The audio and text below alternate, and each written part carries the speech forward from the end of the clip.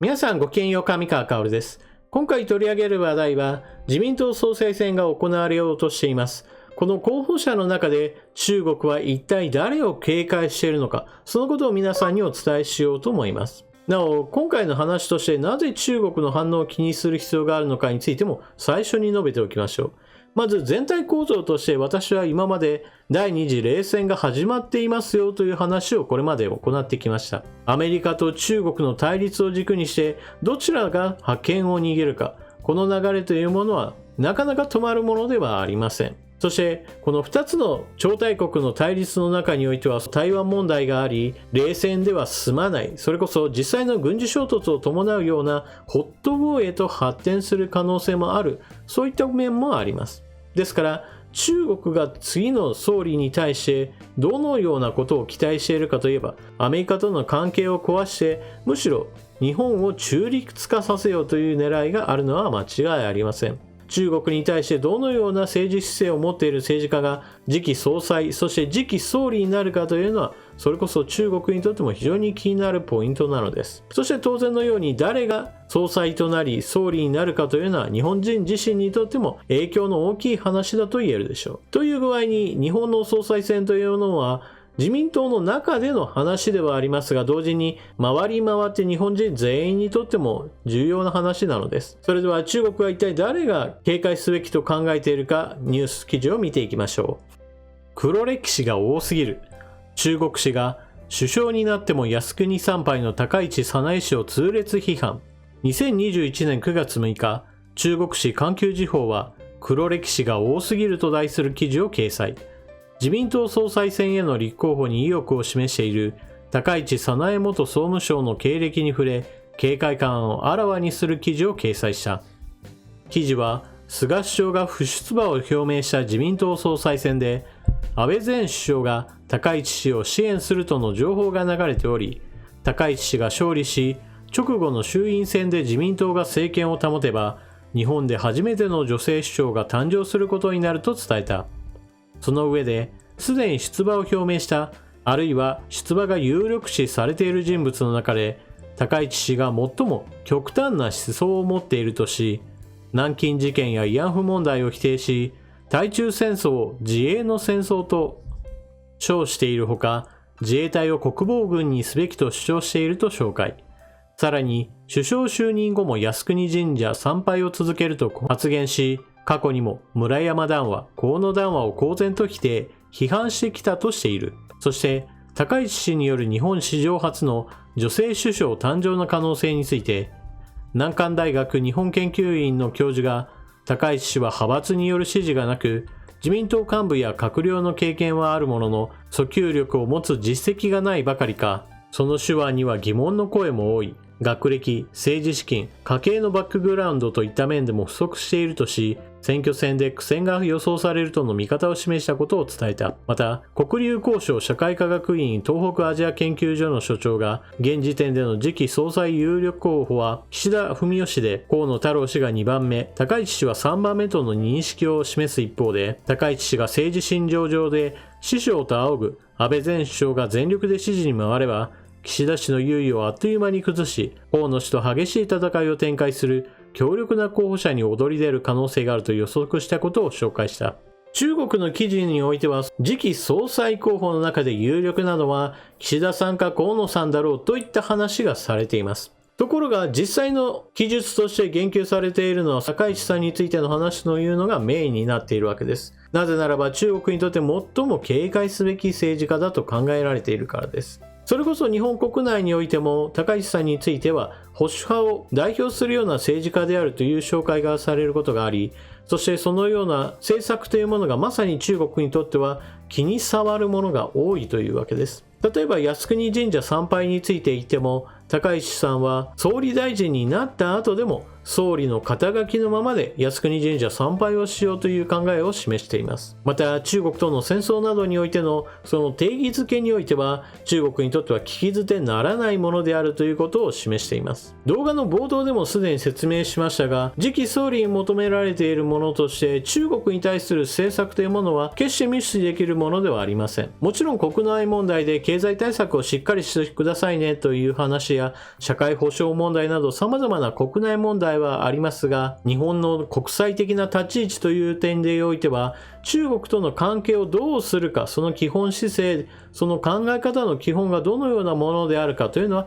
非常に重要なのです。韓国のようにアメリカと中国を天秤にかけてどっちからも利益を取り出そうという行動というものは決してうまくいくとは考えられない政策です。その場その場しのぎでなるべく良い利益を得ようとする行動というものはどっちの国からも信頼はされないようなことになり、長期的な視点で立てば必ずマイナスの方が大きくなってしまうものです。ましてや現在の国際情勢というものが第二次冷戦にまっしぐらといったように私には思えますから、そのような状況下において中国に対する警戒心をあらわにしない政治家の方が私はちょっとどうかしていると思っています。現実問題第二次冷戦がホットウォー、軍事衝突を伴うようなものに発展するかどうかといったことを一旦横に置いておくとしても、現時点で日本はすでに中国の脅威にさらされています。情報機関をしっかりと作って日本国内にいるスパイを追い出さないといけないよといった話をするのはなぜかといえば、別に日本が宣戦布告を受けて攻撃されているようなそういった表立った話が出ていない状態でもすでに中国の静かな侵略というものが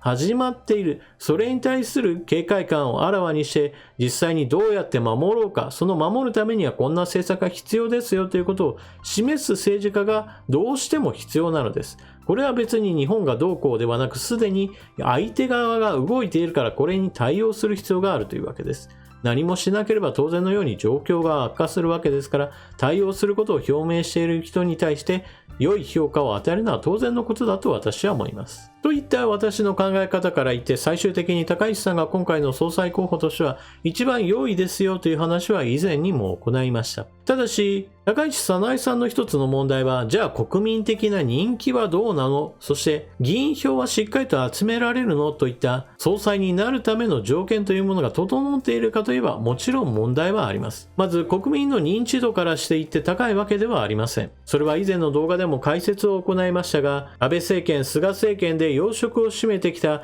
河野大臣に比べれば圧倒的にメディア露出は少なく、国民的な認知度は低いのが現実です。じゃあ自民党員に限った場合においてどのような傾向が出るかといえば、やっぱり河野さんの方が支持率は高いというのが数値として出てきています。自民党自身がまず2000人の党員に対してどのような傾向があるかという調査を行ったそうです。ロイター通信の伝えるところによると、自民党の党員が投票するだろうと答えたその先というものは、第1位が石破さんで、次に河野さん、そして岸田さんといった具合に、高市さんはその4番手にとどまっています。このあたりの数値というのはそれこそ世論調査と似たような傾向を示していますから、自民党の議員たちにしてみても次回の選挙で勝つためには国民の支持率が高い河野さんか岸田さんが良いかなという具合に流れる可能性というものは十分あるわけです。ただ自民党総裁選というものが注目されて、そして実際の候補者が出揃って論戦を行うときには、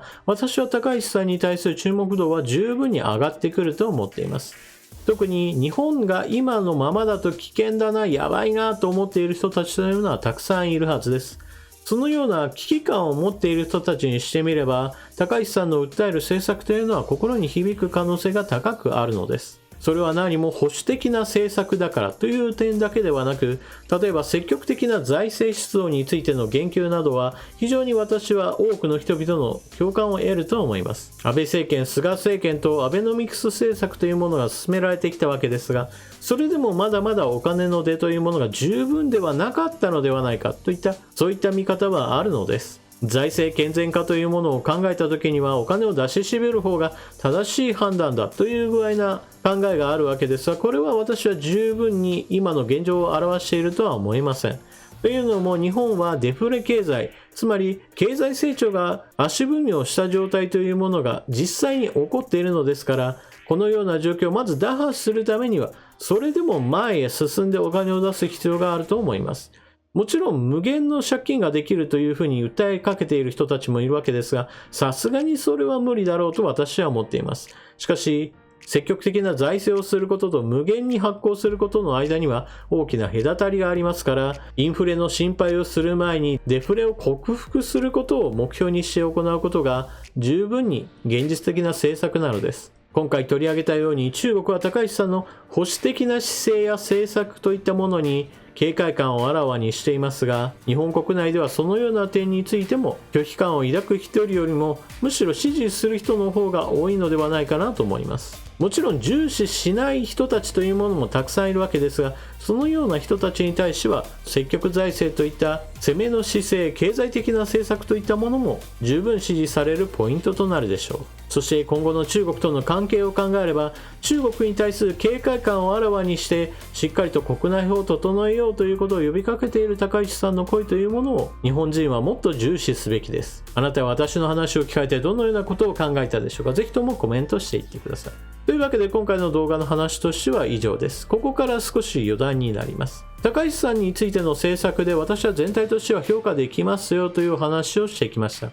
しかし高市さんの政策について、じゃあ全部丸飲みで全て支持するんですかと言われればそういったわけでもありません。例えば具体的な話として言えば、高市さんは金融所得についての課税強化といったものを掲げています。株の売買をする人たちなどについて言えば、それこそ課税といったものは20% に抑え込まれています。これは一般的な所得税については累進課税で最高税率がどんどんと上がっていくのに比べれば基本的には優遇されている制度です。ですからこの累進課税によってどんどんと値上がりしていく税金と比べて、なぜ株などの金融資産についての所得は税率が低く抑えられているんだといった指摘について、高市さんはこの点についての課税強化をすることによってある程度富裕層の人たちからお金を取りますよということを公言しているわけです。で、なぜこのようにして私のところにその話が飛んでくるかといえば、私は Twitter の個人アカウントで株の売買をしているということを書いているからです。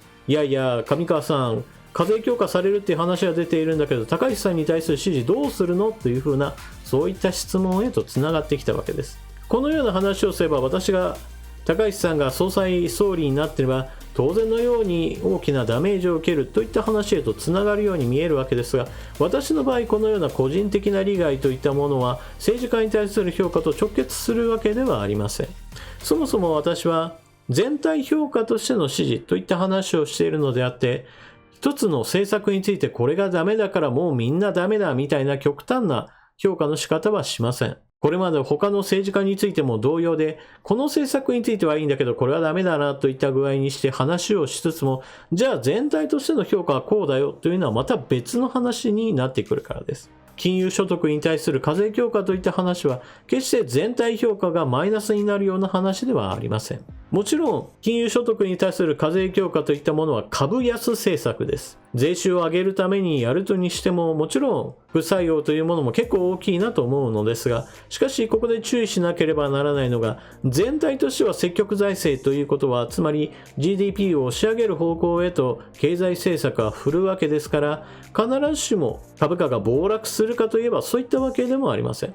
例えば経済的に上昇傾向というものが続いた時に、株安ですねとなったら何が起こるかといえば、それはだんだんと割安になってきたということを意味します。一時的に海外勢が資金を引き上げたとしても、そこに残るのが割安な株といったことが残れば、それこそ世界中を回ったお金というものは最終的にまた日本株買いへと戻ってくる可能性というものは十分あるのです。とはいえ金融所得に対する課税強化するんだったら、そもそもNISA枠の上限額の引き上げであったり、もしくは期間の延長であったり、そういったものも一緒にやらないといけないのになとは思います。また仕組みに手を入れることによって税収アップしようというのであれば、それこそ歳入庁の創設し、国税庁を財務省から引き剥がして、その他年金等の徴収業務などと合体、そして払うべきお金を払っていない個人もしくは企業などからしっかりとお金を徴収して不正を正すといったことなどに取り組むのも、私は一つの政策ではないかなと思っています。それでは動画を最後までご視聴いただきありがとうございました。チャンネル登録していない方はぜひともチャンネル登録を。そして動画が見合ったら評価ボタンと投げ銭の機能のご利用よろしくお願いします。それでは次の動画でまたお目にかかりましょう。またね。